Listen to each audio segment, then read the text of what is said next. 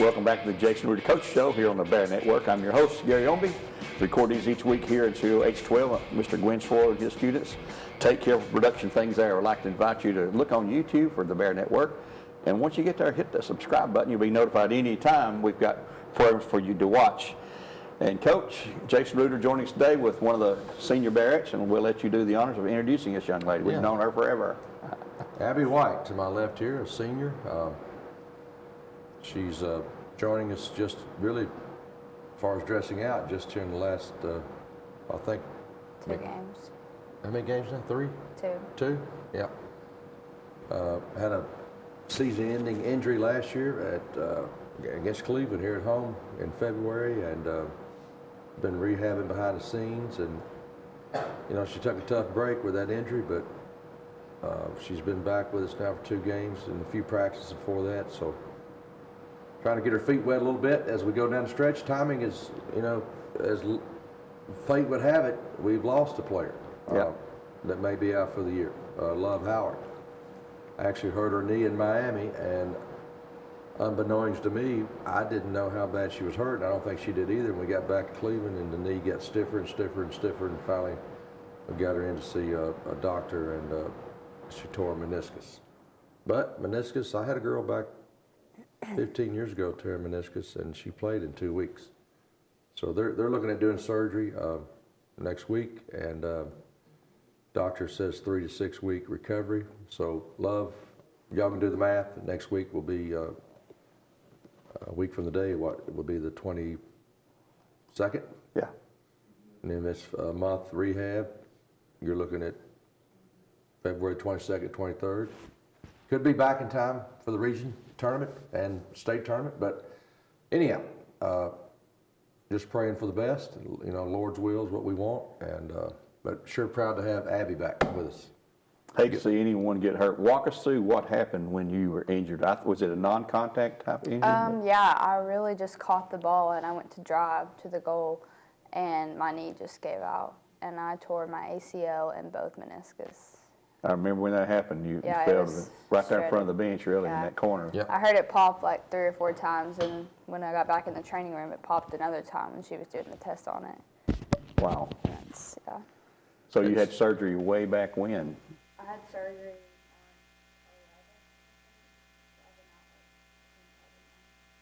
Well, I know, Coach, I'm glad to have you back. We're glad to see you back, and you finally got that three-pointer, you know, in that game. I know that you're known to shoot the three-pointer, and it's you're part of the team, you know. I know you travel with them even where you weren't playing, and there to support them. And I hate that Love's out. You know, she may be done for the year too, and she's a senior, but the non-contact sport is part of the game, you know, and it's supposed to be non-contact, but it's not the way it works out. But there's a lot of contact in basketball, Gary. Yes, there is. And you know, and thing about a knee, you know, anybody knows my history. You know, I used to be a boys' assistant coach here, and you know, I think my math is right. I think altogether I was assistant coach, Meigs County in here for 16 years, and I think that 16 years with girls, 16 with the boys. The ACLs, I can remember 2 ACL injuries, and that's 16 years. And then you got the girls, I can remember 8 ACL injuries. Wow. 8 different people. So, and if you can do the research, girls are just more, it's just, I've read it's up to 6 to 1 odds, 6 to 1 odds. Just the way God, genetics made our bodies and our knees, and but thank goodness we have good doctors. We got surgery, and like Abby here is back, and you know, we want their quality of life after basketball. You know, there's a risk to take in anything you do. I mean, you took a risk driving here today. I did too, but I think the odds of a basketball player getting hurt is there's just no way around it. Like, you got to play hard. Yeah. If it happens, now you can train, and we try to do some weightlifting training to protect that knee. But sometimes you just, like Abby's was just in a non-contact. Like she said, she made a move, knee buckled, and it's just. That's the way Grace Phillips was, you know, Yeah. which you have to. You make every Yeah, she made the same move 10,000 times, and just the way it goes. But Were you involved in other sports here at Bradley before your injury? Volleyball, softball, or? Yeah, I actually play tennis. Tennis? I'm going to play again after season 2. Okay, Yeah. well, fantastic then. I played tennis all through middle school, so it's just been a fun sport. And I've known your family, Roy and Elaine, your grandparents, and then your brothers their kids came along. Yeah. Played for you. One of them played for you. Our brother Dustin played for me. Dustin Cross, yeah, and all that. And now you've got a state championship ring from Lake Forest Middle School. Yeah, I have 3. You came to Bradley and won one as a sophomore and junior, and we're hoping three-peat. It's down the road a long ways. We don't want to look out too far ahead, but it could happen there. But what do you enjoy the most about being a Bearette? I mean, it's a very special, exclusive club. A lot of girls want to be a Bearette. I've talked to them and seen them at Lake Forest. I've seen the elementary kids, come look up to you guys. You're their idols. And what makes it so special? And what would you tell someone who's coming into Bradley? Hey, here's what you got to do to be a Bearette, I mean, I really just love the bond with the girls. We all just have fun together. I mean, and we win. That really does help. Oh, yeah. It helps that we win, Makes it more fun. Well, when you're a team like the Bearettes, you're ranked number 1 in the state. You're ranked nationally by 3 different organizations, I think, and you get a lot of attention. Yeah. Newspaper, television, TV was there last night again. They followed the Bearettes religiously throughout the years, and I think the Free Press this morning maybe, or yesterday, recognized the top girls teams in the area and the top boys teams, and the Bearettes, of course, are by far the number 1 team in this area. And McMinn Central, the girls, which we don't play this year, they're ranked the number 2 team in the area.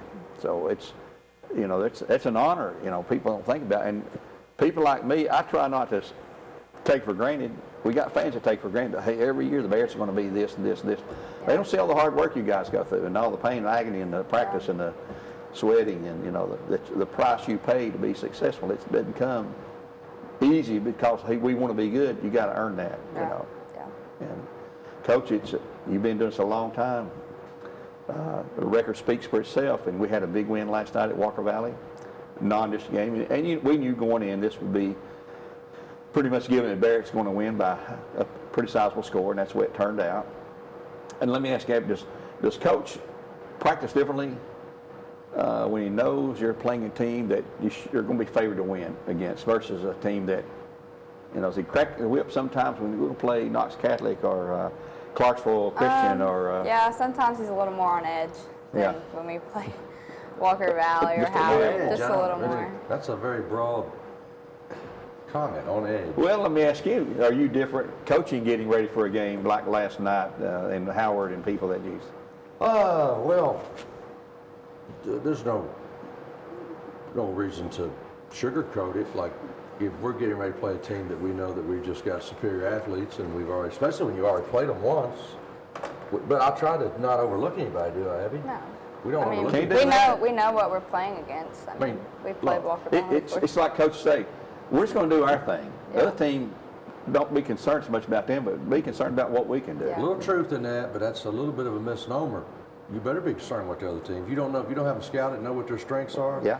Now, unfortunately for Walker Valley, they're in a down cycle right now. They got a lot of young kids playing. We got them outsized. We got them outclassed. We didn't have to spend time going over their out-of-bounds plays and their set plays. We knew we were going to press them. It was going to be over with quickly.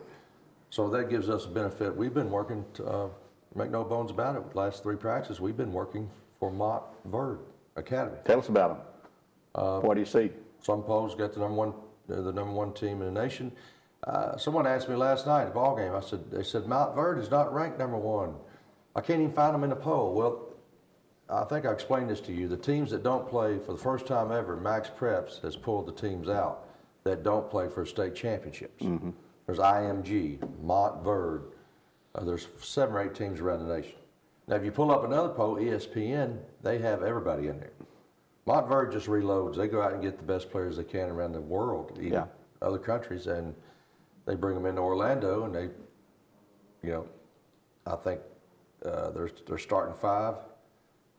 2 girls are going to Clemson, 1 girl's going to Alabama, and the small forward's going to Texas. And their leading scorer is a junior. She came from Ohio this year. and she can go anywhere she wants to.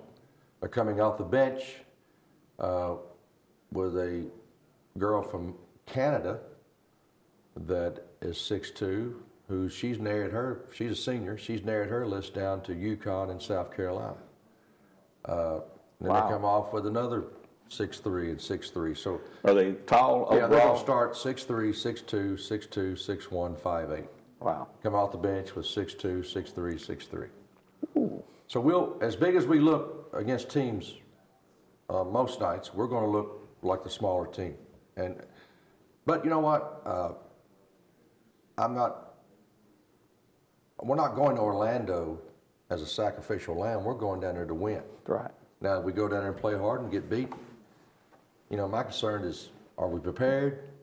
Safety of my team. We're going to be down there 4 nights, 5 days. We're going to have a little fun. We're going to go to a park after we play on Sunday. But make no mistake, the Bears are going to win. Now, we will be underdogs. I said 2 days ago, I said, I got thinking about it. When's the last time we've been underdogs? We've had some tough, you know, in your state tournament. That's a good question. I mean, when's the last time you would say Bradley's an underdog, Bradley Central Bears? So I'm looking forward to the opportunity.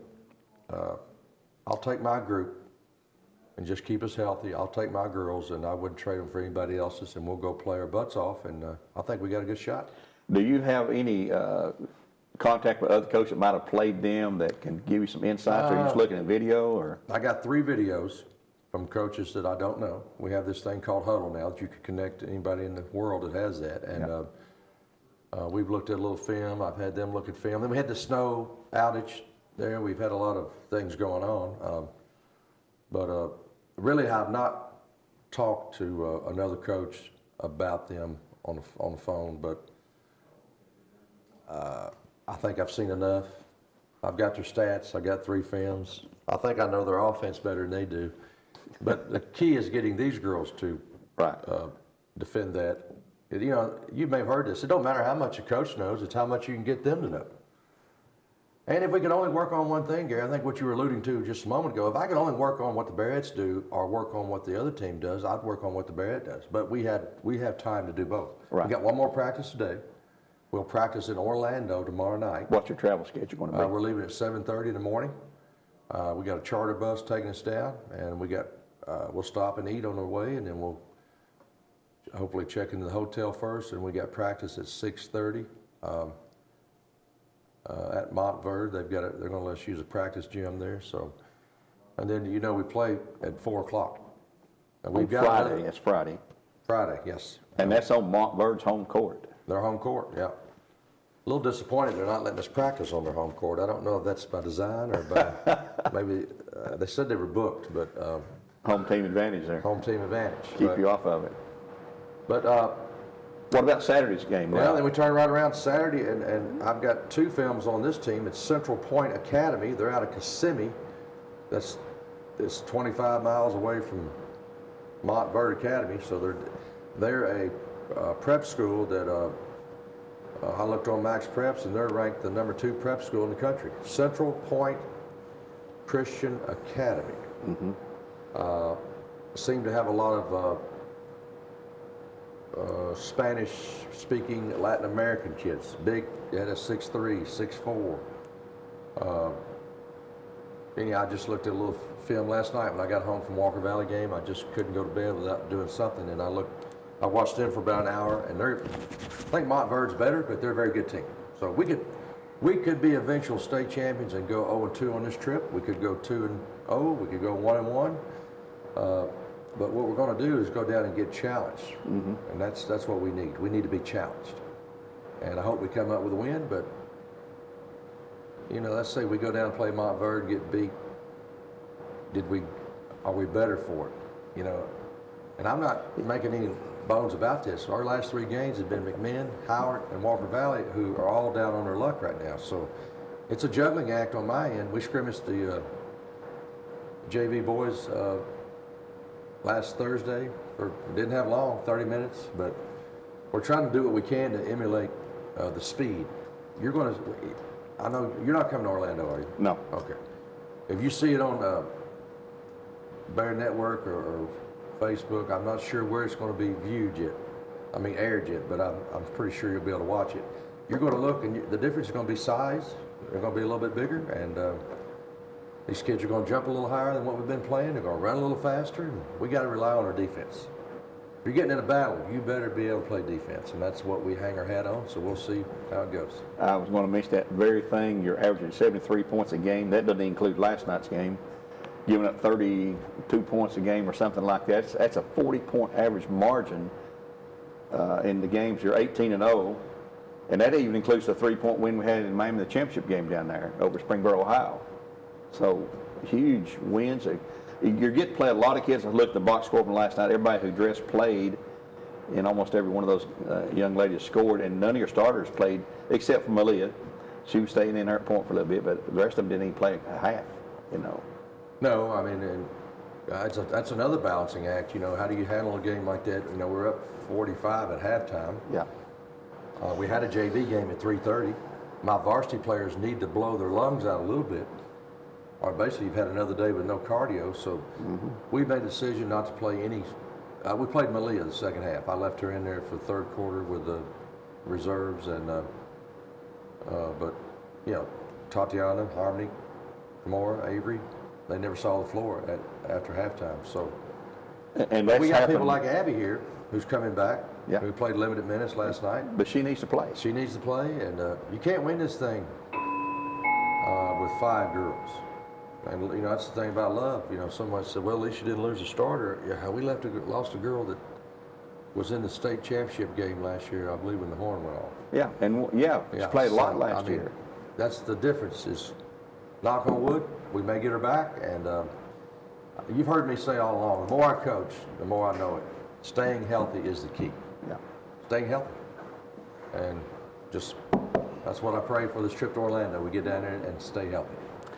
Well, it's going to be interesting. It's going to be a tough 2 games, Friday and Saturday. And folks, we think we're going to figure out something.